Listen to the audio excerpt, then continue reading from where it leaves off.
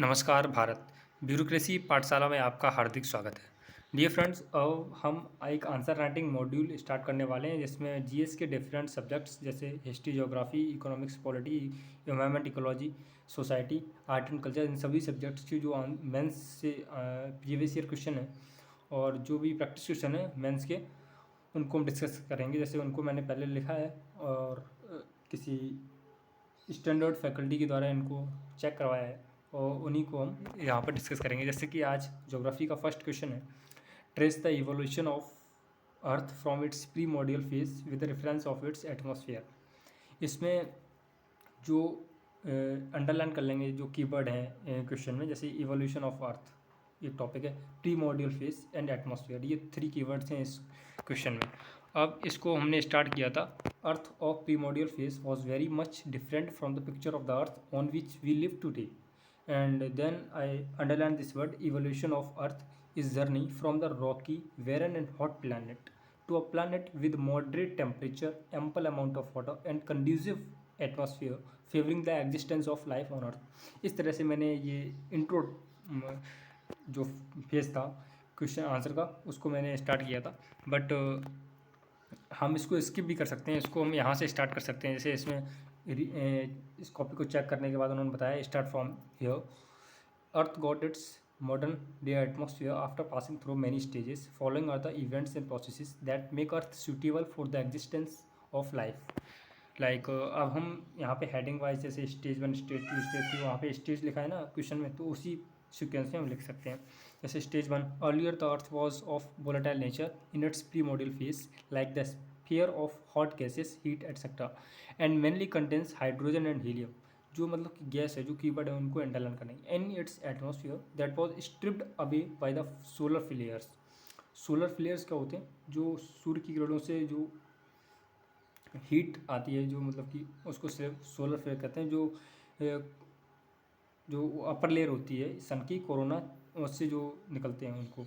And strong magnetic flux of sun. Magnetic flux किसके respect में? With respect to earth, magnetic flux.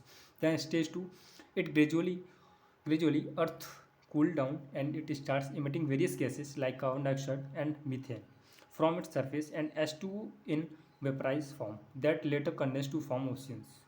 This process of emitting gases from its surface called degassing। जो degassing इस term था उसको मैंने underline कर दिया है क्योंकि ये degassing क्या है? एक प्रोसेस है to emit the gas from its surface of the earth। It's they are mentioning that it's a good content that I have mentioned here। As earth started cool down, these gases got condensed and vaporized form of H2O formed oceans। Then stage 3, I mentioned these all gases emitted from earth get converted into oxygen, O2, nitrogen and others through the process of reaction and photosynthesis। Then I again underlined the keyword photosynthesis because it's a process due to which these all the gases emitted from the earth get converted into these in O2 and oxygen, nitrogen, etc. And this process results into the origin of life on the earth। And they are saying that it's valid content that I have mentioned in my answer। And they are mentioning that articulation of is good। articulation means I have इस diagram के through मैंने जो पूरा process था evolution का उसको मैंने यहाँ पर दिखा दिया गया, शो कर दिया है। जैसे सन से सोलर फ्लेयर्स निकले, इसमें हाइड्रोजन और हीलियम गैस एटमॉस्फेयर में आई। देन अर्थ कूल डाउन हुई, डीगैसिंग हुई, कूल डाउन हुई, H2O और CO2 NH3 ये वेपराइज हो गई। उसमें यहाँ से फिर फोटोसिंथेसिस के प्रोसेस से यहाँ पर लाइफ सस्टेनेबल हो गई और N2 नाइट्रोजन ऑक्सीजन एटमॉस्फेयर में हो गई। ये मैंने कंप्लीट इवोल्यूशन प्रोसेस उसको समझा दिया है in this question। And in this way earth evolves with various stages and convert into a planet which with the existence of life around 5 billion years ago। It was in its primordial phase with hot gases, dust and gradually converted into the beautiful structure with oceans and continents what we see today।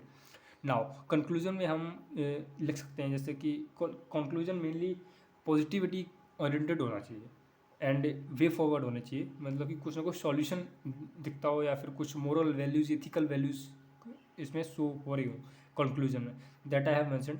Now it's our moral duty to save this earth and save its atmosphere that evolved from the useless to existential one. ये जो keyword है इस पर भी underline करना चाहिए था. That evolve from useless से एग्जिस्टेंशियल वन में कन्वर्ट हो गई due to our moral duty. So try to save it by decreasing the use of polluted gases and other greenhouse gases so that it can be saved for future results in sustainable development, for a sustainable development. It is a fair conclusion. In this way we are going to discuss all answers. Thank you.